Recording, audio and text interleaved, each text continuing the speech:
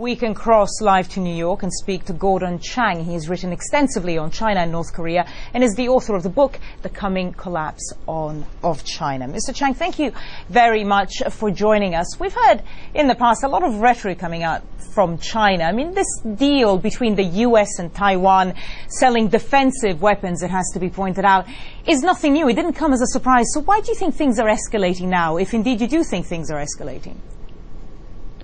Things are certainly escalating because this whole matter about Taiwan is important for not what occurred, but when it occurred. It occurred in the midst of a lot of tension.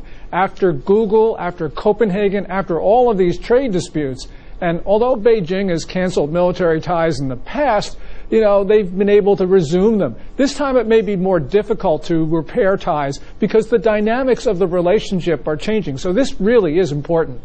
But a lot of these issues aren't necessarily deal breakers. I mean, there's Google, there's the upcoming meeting that Barack Obama has announced with the Dalai Lama, and again, the Taiwan weapons, it's defensive weapons. I mean, ultimately, why do you think it's all coming to a head now?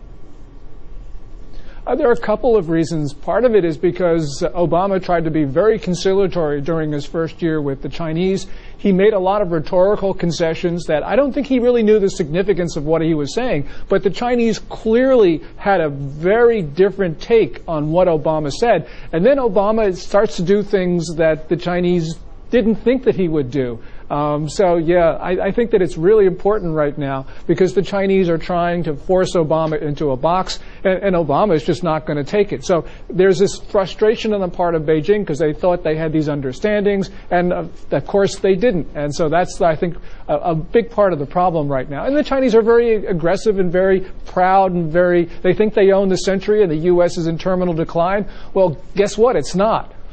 It was very interesting. One of the things that the Chinese government came out with when it was announced that Barack Obama would meet the Dalai Lama is that they said that if ties worsened between the US and China, then that would damage Washington's ability to overcome its economic crisis. Do you think that that is a sort of diplomatic and economic weapon, perhaps, that China would use and could use against the US?